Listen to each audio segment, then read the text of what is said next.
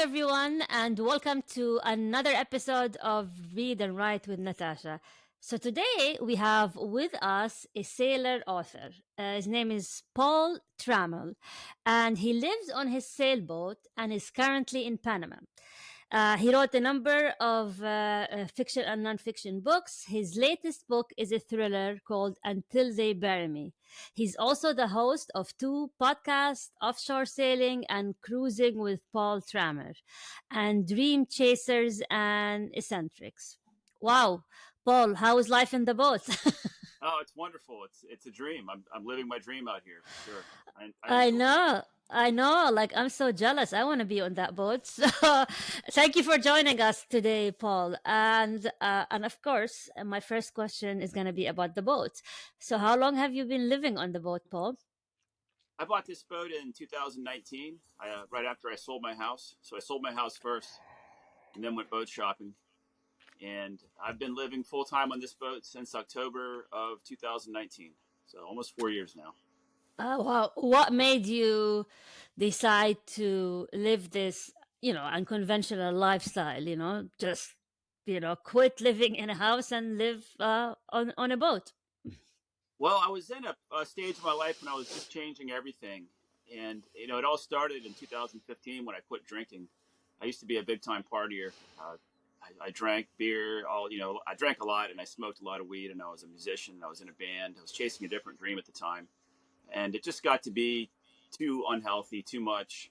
My life was kind of going downhill. And I got sober and I just changed everything about my life.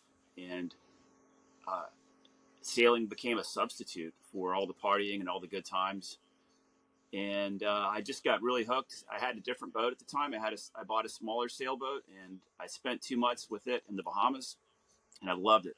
After 2 months, I wanted more. I was wondering if I was going to be worn out and ready to go back to land and tired and dirty and beat up, but I wasn't. I felt great. And I remember thinking, like, yeah, I could live like this. And that just started the dream. And as soon as I figured out how to how to put all the pieces in place, I pulled the trigger. It only took about 1 more year. That was in 2018, the Bahamas trip. And within a year, I had renovated my house, sold it, sold my boat, quit my job, and was driving around in my Suburban looking for a boat, looking for a bigger boat to live on. And I found Windflower up in Massachusetts and bought her and ended up in the Bahamas. And I've been I've been to the Bahamas, Florida, up the East Coast, to Canada, to Newfoundland, to Panama, Jamaica. Uh, I'm just checking out this whole part of the world here, going anywhere I want to go. Do you live alone? Yes, Do you yeah. have friends and family visiting, or it's only you? No, nobody's come to visit me on the boat yet. They've all Okay. got their own lives. They're all busy. My brother and sister both have kids, and they've got busy lives. And my parents have come out to see the boat a few times and have been on it. And I took my sister and her family sailing on my other boat once. But no, I'm just out here by myself doing my own thing, and really enjoying it. Does it You ever know, get lonely? no, I don't get lonely. Um, and when I want to be around people, if I'm at anchor, there's always other people around, almost. And sailors are very uh, friendly and social, and you can just take your dinghy over to someone else's boat and introduce yourself and make a new friend. It's pretty easy, and we all communicate. We all end up communicating via social media. And here in Panama, for instance, I'm in Bocas del Toro. There's a lot of other boats that are here for the entire hurricane season, so we all get to know each other. We surf together and spearfish together. And uh, but I Ah, but I prefer being alone a lot of the time, and being a writer. It's ideal. I have all the time. I never have to ask someone else to leave me alone or to be quiet. It's always quiet on the boat, and yeah. run podcasts. And I'm also recording audiobooks. I need silence a lot of the time. Ah, Um, fun. so, so being on a boat solo is ideal for that. And I actually enjoy sailing solo. It's really a huge adventure. Every time I go somewhere, it's just me in the boat. Everything's up to me. I'm responsible for everything. I'm accountable for everything, and it's always peace and quiet. And when things get ugly and scary and rough, I don't have anyone else to think about. I don't have to think about someone else's safety or or deal with, I mean, I just deal with life better by myself. That's what it comes down to. Yeah, I hear you. Any pets? Do you have any pets on the boat? No, no, I had a Okay. dog. I had a dog for 13 years, and when he passed, I thought, okay, now if I really want to do some serious traveling, I can. And it wasn't too much long after that I started sailing. People have dogs Mm, on boats, and some people have cats, yeah. but it's a big deal. You have to go to shore to walk your dog a I few times a day. That's a big deal when you live on a boat. I don't go to shore. I don't go to shore more than once a week usually. I Most of my see. time in the water. My recreation is in the water. I spearfish and I surf. Those are my two main recreations, and Ah. I don't need to go to land very often. Oh, fun. Yeah.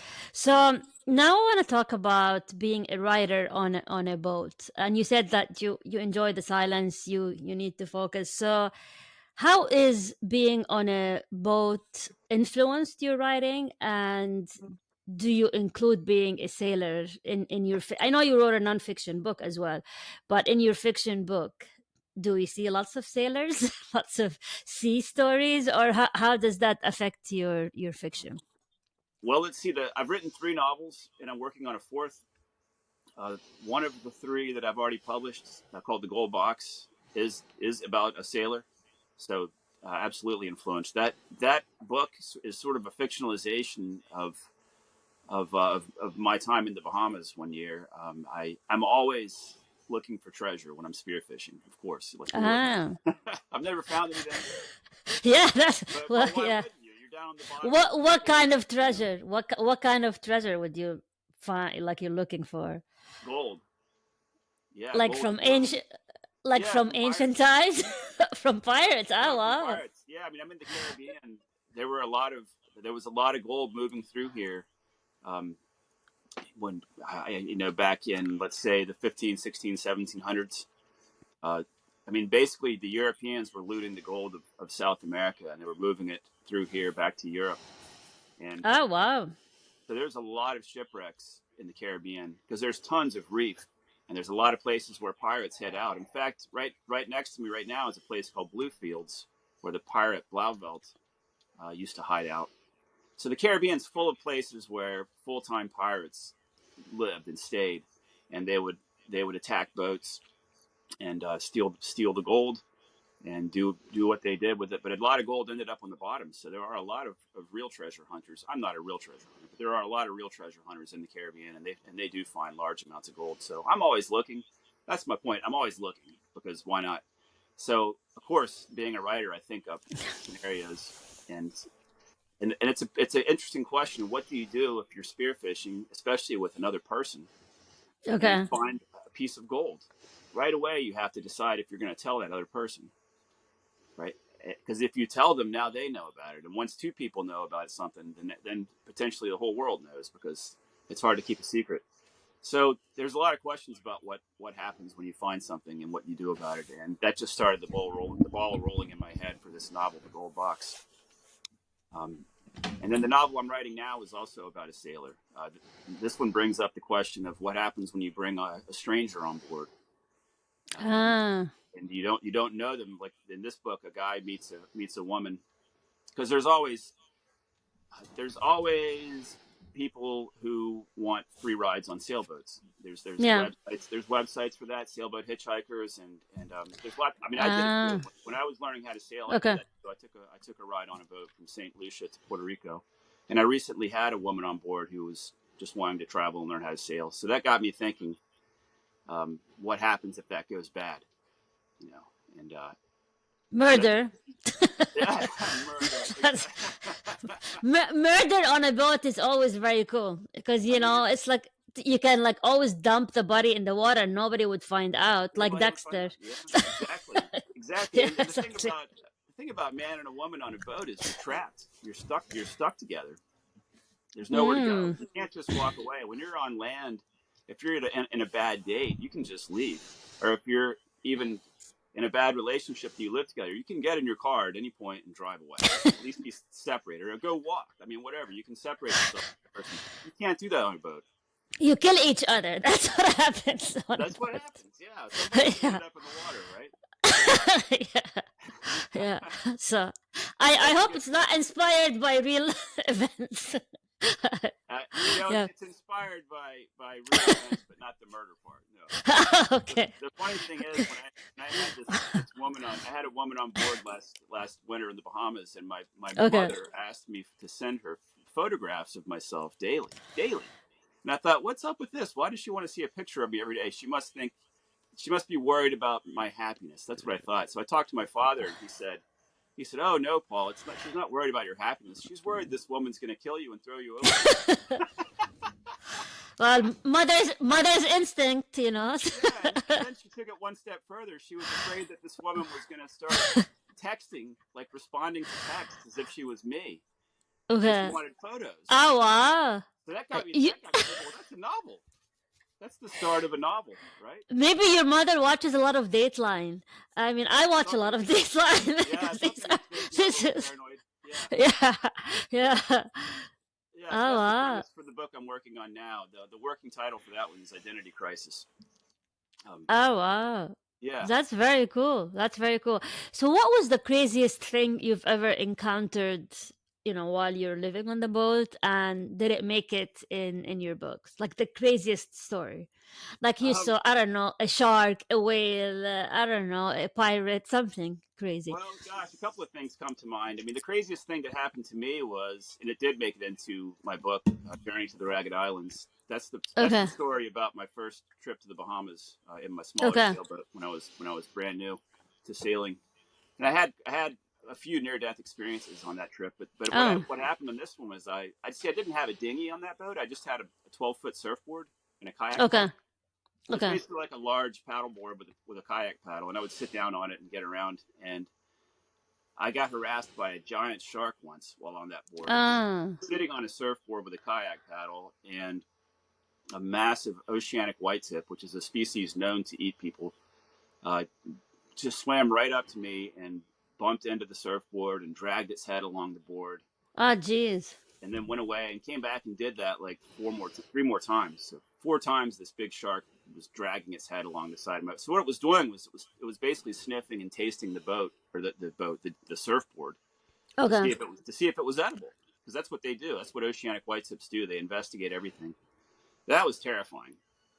Um, and that was probably that was the scariest thing that's ever happened to me. But another story comes to mind when you said that. Here in Panama, a lot of us are here to surf, and this is Central America. Central America is kind of like the Wild West in a lot of ways. Okay. It's not quite as law and order as America. Um, Okay. the people are a bit more rough, a bit more, So anyway, there's one surfer here who's kind of crazy, and he doesn't like tourists, and he pulled a knife in the surf on one of my friends, tried Oh, to run him jeez. off, and literally had a knife. Like, nobody carries a knife when they surf. That's crazy. That's like really crazy. Okay. Nobody does that. I've never heard of Okay. anybody. Like, why would you Okay. carry a knife when you're surfing? It doesn't make any sense. So Okay. but this guy does, and he literally pulled a knife on my friend, and told him to go away. Like, he didn't want him surfing there anymore. And then I find out that character has actually stabbed somebody in the surf. Oh. Another local told me, "Oh yeah, that guy's been to prison for homicide, and he's crazy, and he actually has stabbed someone before." So Oh, wow. that's the craziest thing. That's the craziest story I've heard so far. But yeah, as far as What? sailing goes, it's all nature and peaceful and wonderful. And sometimes it's rough and uncomfortable, but it's rarely life threatening and terrifying. I've never What? encountered pirates. What about pirates? Do they still exist? I mean, the last time I heard of Yeah, pirates was the one from Somalia, and they made the movie about it. Was it with Tom Hanks? Was yeah, it that one? Yeah. Do they actually still exist? yeah, absolutely. I mean, a pirate, like in our minds, a pirate is a character in a Disney movie, but a pirate is just a criminal in a boat who Okay. robs you. So sometimes people get robbed at anchor. Like, one of my friends' boat has been broken into just a few months ago right here in Panama. And then you do hear stories about people at sea um, getting robbed while they're sailing. They can steal your boat, or they can, I mean, anything. Like, there's nobody to help you out there on the ocean. So anything can happen. Um, and people disappear off boats, and we don't know. No one knows why. But yeah, pirates do exist, and they typically exist around poor countries where people are desperate. So if you have a situation where a country is desperate and there are people in that country with boats, fishermen, then you have piracy. In fact, so right now, so we all kind of keep tabs on this. Right now in this area, nobody gets anywhere near Venezuela, and Ah, yeah, why? the country is just too desperate, and the people with boats are tempted to piracy. So, yeah, there's a pirate problem around Venezuela and also around Nicaragua. We all steer clear of Nicaragua right now. So if you're heading north from Panama, you got to go wide around Nicaragua. That that started after the last hurricane. So a few years ago, a Category 5 hurricane hit eastern Nicaragua, and it's already a poor area. So the hurricane did so much damage and devastation that you end up with a population of desperate people who have boats. And Oh, wow. if they're I mean, imagine yourself. You're desperate. You're poor. Your family's hungry. You're out in your boat, and you don't even have enough food to feed your family. And you see a sailboat, and the sailboat's pretty and nice, and it just represents wealth to you. It's going to be tempting. So Huh. people Uh, get tempted. how do you protect yourself? Do you have weapons on the boat? No, when I first started sailing, I had a gun, but it's just too difficult to travel through foreign countries with guns. Um, some countries are easier than others, but a lot of countries you have. I mean, all of them you have to tell them you have a gun, and then they want to see it or they want to take it and keep it while you're there, and then you can get it when you leave. So it's just too much trouble. And then you got to think about what are you really going to do? Like when you're offshore, yeah, someone tries to board you, you shoot them. Like I can see that. But what about when you're at anchor and someone comes on your boat at night to steal your outboard motor or something from your dinghy? Are you really going to shoot them? And if you do, what you're risking is a life in a foreign country's jail. Mm. You don't want to risk You, that. you can just scare them with the gun. Yeah, we all I well, mean, that's the other thing. You pull a gun on someone and don't shoot, they might have a gun and shoot you. So I that's don't know. true. I choose not to have one. But you know what? We all have flare guns, and a flare gun is a gun. It shoots a burning flare. Like Ah, it's a gun okay, too. okay. So there is that, but it's not something that is really an issue. I don't really go to dangerous places. Like I love the Bahamas. There's no need to have a gun there. Everybody's friendly in the Bahamas. Here in Panama, yeah, there have been some instances here that you need to know about, and we all kind of keep tabs on where it happens. We stay away from those places, and we kind of tend to stick together. Right now, I'm off by myself, but I'm in a safe place. I don't feel threatened here. Hmm. What do you eat on the boat? Okay, I eat a lot of fish because I spearfish. So Yeah, more yeah, often than that's what I not, was thinking. yeah, more often than not, dinner is either fish or lobster. Um, Here in Panama, there's grocery stores close by and an abundance of fruits and vegetables. So I'm always eating fruits and vegetables here. In the Bahamas, you better be bringing all your own food.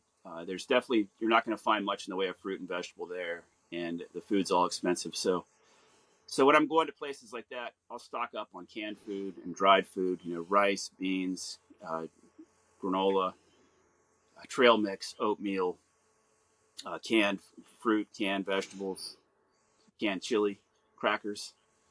Um, but staples for me are going to be oatmeal, trail mix, canned beans, rice. But here in Hmm. Panama, it's delightful.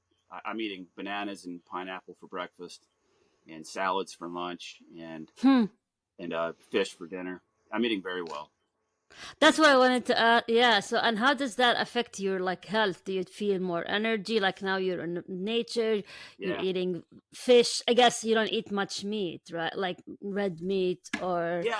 I never buy red meat because yeah, it's expensive, and I don't feel the need to. I eat enough fish. I love fish. I mean, fresh fish yeah, is the best. Fresh fish is really good.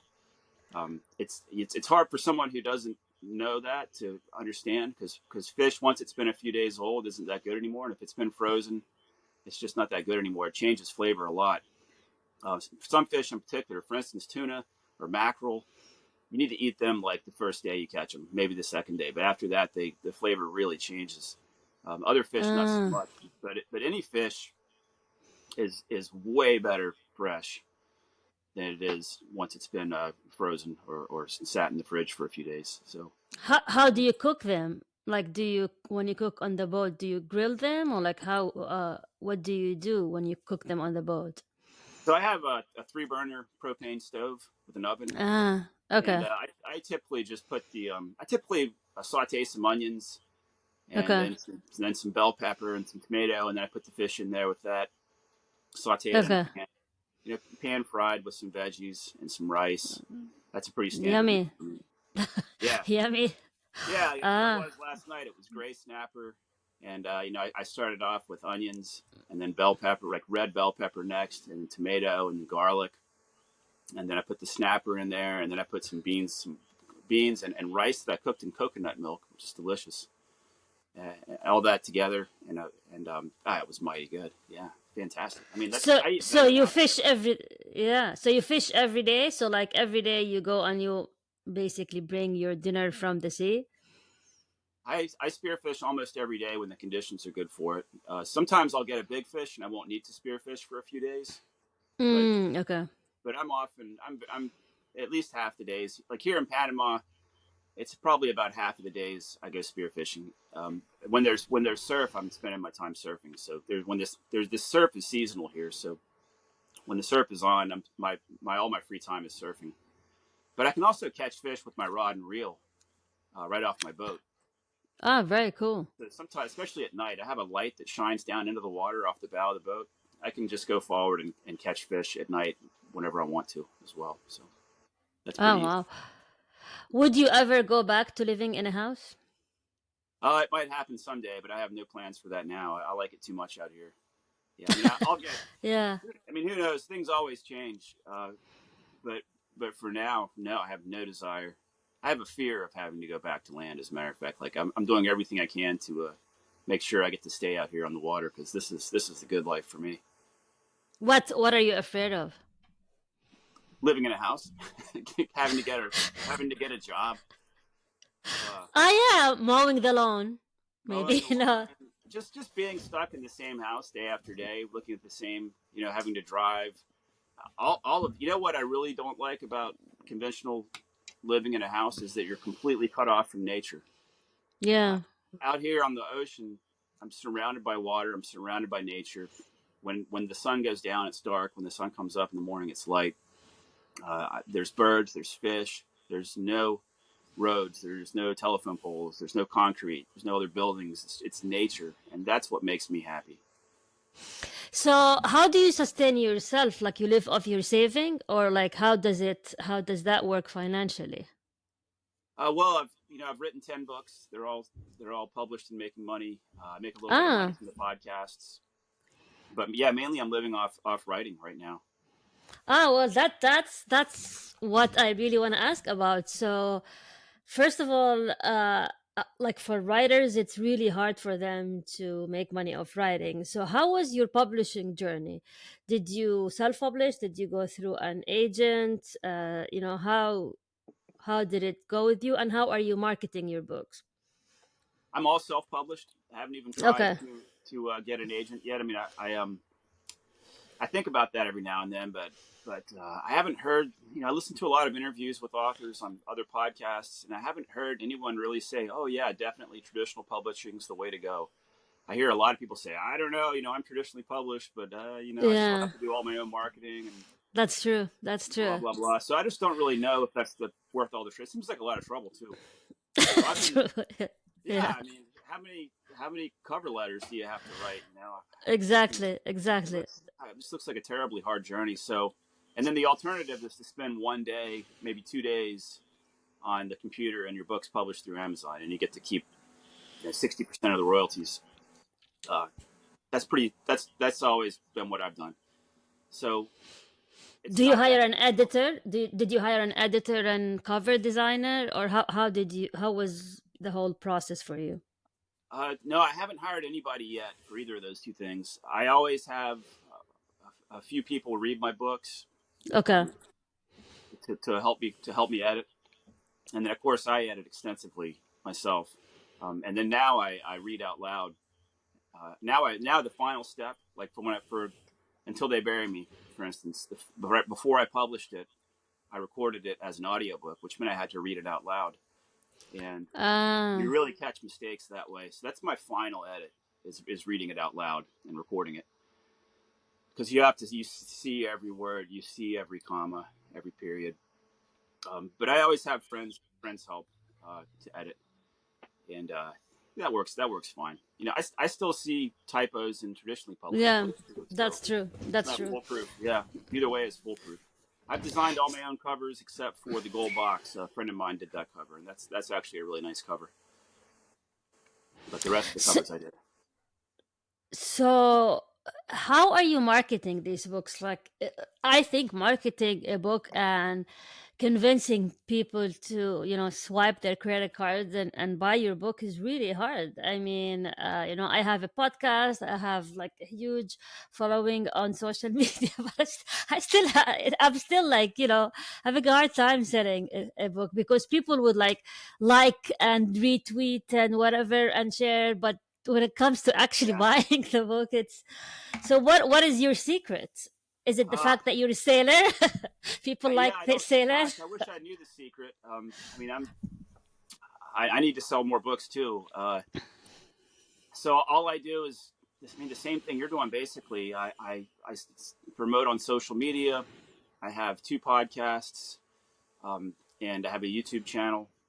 I have a YouTube channel too. Yeah, Okay. the YouTube channel is all right, especially for the nonfiction. So, for instance, for Journey to the Ragged Islands, for that book, while I was writing it, I was taking video. So I was out on the boat on this to me an incredible journey from Florida to the Bahamas and through the Bahamas. I was brand new. I was not an experienced sailor. I was making mistakes. I was doing stupid things, and I was taking video the whole time. And I made a video series that went along with the book. And of course, that's pretty good advertisement for the book. Yeah.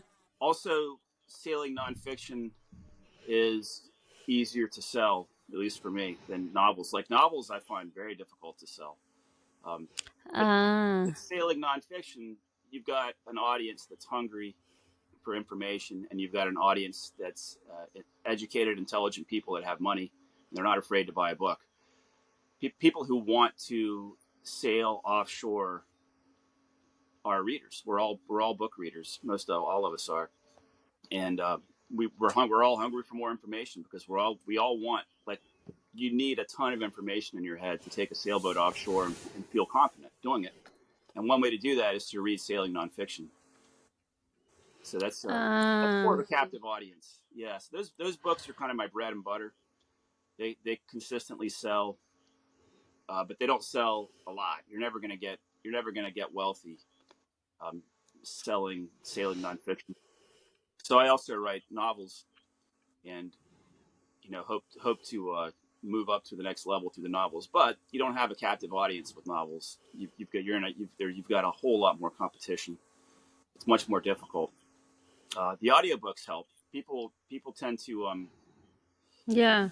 to like the audiobooks. I just started doing that, and right away I'm selling more audiobooks than print for my latest novel. Until They Bury Me, sold Oh, more wow. audiobooks than print. So how do you do it? Do you record it yourself and then you sell it to Audible? How does the process work if you're self-published author? Okay, so for an audiobook, you go to Audible, and their website is ACX, and you gotta spend a day reading and deciphering everything they tell you. It's very daunting. It's hard to figure out. You need a good microphone. I've got this Shure on a boom right here. Ah, okay. This is a good microphone. You got to have a pop filter. You got to have it on a boom like this. Ah, I see. I Okay. also podcast with it. The great thing about this mic is it's directional. You have to be right here for it to pick up anything. It doesn't pick anything up Okay. elsewhere. So it's good for, and that's what this is too. This is soundproofing behind me. This is my little studio. Ah, I It's see. blowing I on me. see. Okay. So anyway, yeah, you go through Audible. You go through their program. Um, you record each chapter individually. Uh, they tell you if there's anything wrong with it. Usually, sometimes they don't. Sometimes you finish the whole book and then they send you an email saying, "Oh, there's a problem. There's this very vague problem with your entire book," and then you have to go and figure out what that is, and it can be really difficult. But in the past 5 months, I've recorded 4 books, and I'm on my 5th right now. So, I'm getting it done. It's a lot of work, but I'm getting it Fun. done. You can also have someone else do all that and split the money with them. There's a whole bunch of people on Audible who are offering their services. Contractors. Yeah, Yeah. contractors. What they typically want is half the royalties or cash up front or a combination of both. So I'll be, as soon as I get all my books done, I'm gonna offer my services there too for just an extra source of income. Yeah. That's a good gig. Yeah. Yeah. So Yeah. so if you have a book and you want to make an audio book and you don't want to record it, you can have somebody else do it, but you're going to be giving up Yeah. half the royalties. So I can hire a narrator and I as Yeah, well they'll and do I tell everything. that person. Yeah. Oh, Yeah, good. they'll I'll make all the probably work. do that. Yeah, Yeah, I I'll mean, why probably. not? It's another source of income. I mean, some people only listen to audiobooks. I listen to a lot of audiobooks as Yeah, well because I'm like busy with 3 kids and everything. So that's the only time I have is I listen to audiobooks while I like make dinner or whatever, walk the dog. It's yeah. especially nonfiction. I like listening to nonfiction Oh yeah, on audiobooks. Yeah. Wow. Now I really want to live on a boat. It's really nice life. It's like just yeah. eating fish and People being do it. attacked by sharks. Like, Yeah, hey, it's good living. I mean, it's also kind of like camping. Don't forget. Like yeah, I I'm love in, camping. Yeah, I'm in yeah. I'm in Panama. It's 85 degrees every day, and I don't have air conditioning, so you got to be okay with that. Or when I I went, just don't want to do the work. I just don't want to do the work. I just want to. I just want to sunbathe and read. yeah, Somebody else can do the work. Okay. but, you need to but find a so- lonely. You need to find a lonely guy on the boat yeah. who wants a wife Company. who's a writer with 2 kids.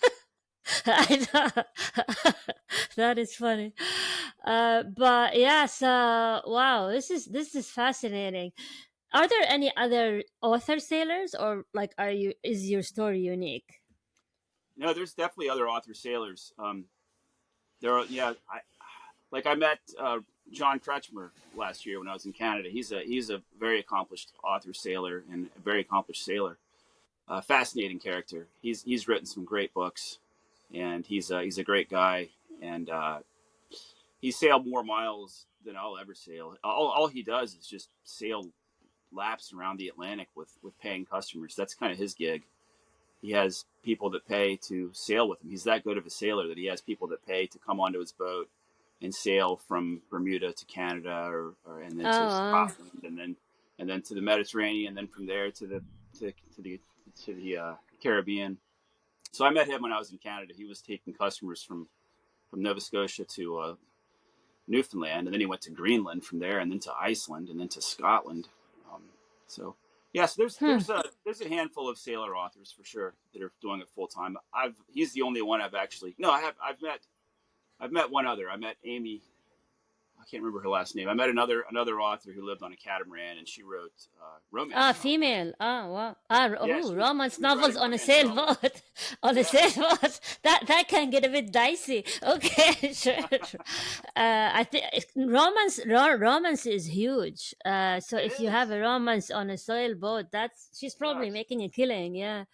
I know. Maybe I Um, should start writing romance novels. That's one of the biggest. I It's one of the know. biggest selling genres right now. Colleen Hoover is selling now more than the Bible, I think, more than Stephen King. It's Yeah, and it's crazy. she started as a self-published author, and then through TikTok she became huge. And I read few of her Yeah, books. They're quite good. I mean, I'm not really into romance, but they're entertaining and fun. So I would buy more of her books. Um, so so you said you use social media, right? yeah. Where do you think you get the most attention and most like the highest ROI on which social media? Where like you focus your attention on one platform and then you get, the highest the biggest result, which in your case is sales. Where do you think you get the biggest success on social media? I think it's been Facebook, but Facebook. Oh, but interesting. it might be YouTube because here's the deal: when I lived on land, I had good internet, and I made that video series Journey to the Ragged Islands, and then Journey to the Ragged Islands was a big seller in 2018, and that's what convinced me that I was going to be able to make a living writing books and sailing. Then I started sailing, and I didn't have good internet anymore, so I quit making videos. And then just recently, I got Starlink, and now I can make Mm, videos again because it takes a lot of bandwidth to upload a video to YouTube. With Starlink, it's no problem. And if you're at home on your computer and you have good internet, it's no problem. But trying to do it through the internet on your phone, it doesn't work. So so I'm back on oh, I'm back onto YouTube, and okay. because I think that was very very effective for me, especially with I sailing, bet. because there's a lot of people who like Videos, sailing videos. yeah. Yeah, sailing YouTube channels are hugely popular. Now Ah, with some genres, it's TikTok. For romance, it's definitely TikTok. Um, I tried TikTok for a little while and got frustrated with it and quit.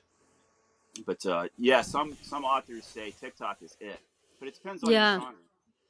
Depends on your yeah. genre. As far as I know, like romance is huge on TikTok, and there's a couple others, but Fantasy, I think. Yeah. but I don't think sailors are into TikTok. You What know. about Instagram?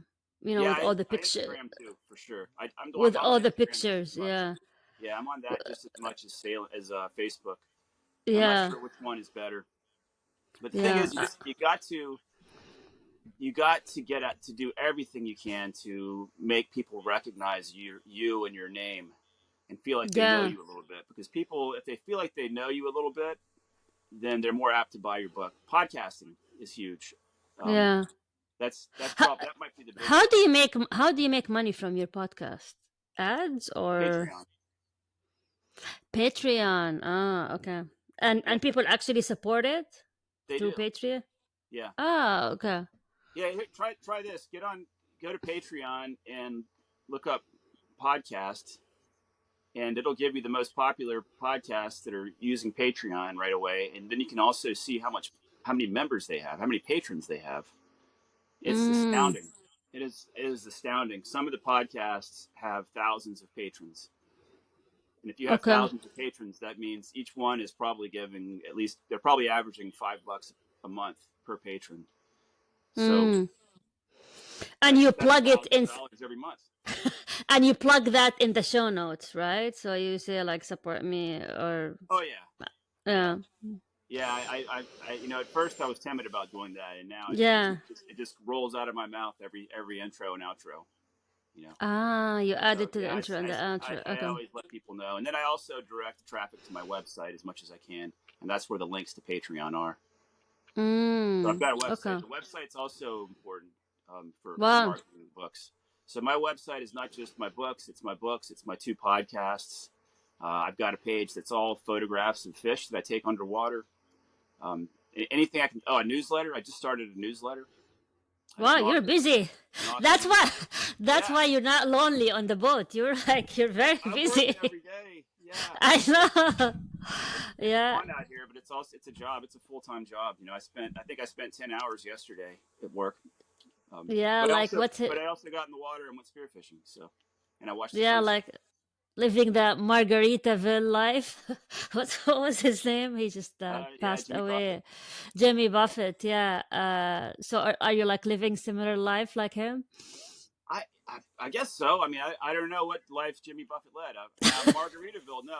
One of the reason I'm here is because I quit Ah, drinking. so you don't, yeah, quit drinking. Yeah, So but there's no tequila on my boat for margaritas, but can be non-alcoholic margarita. You I can do could, that.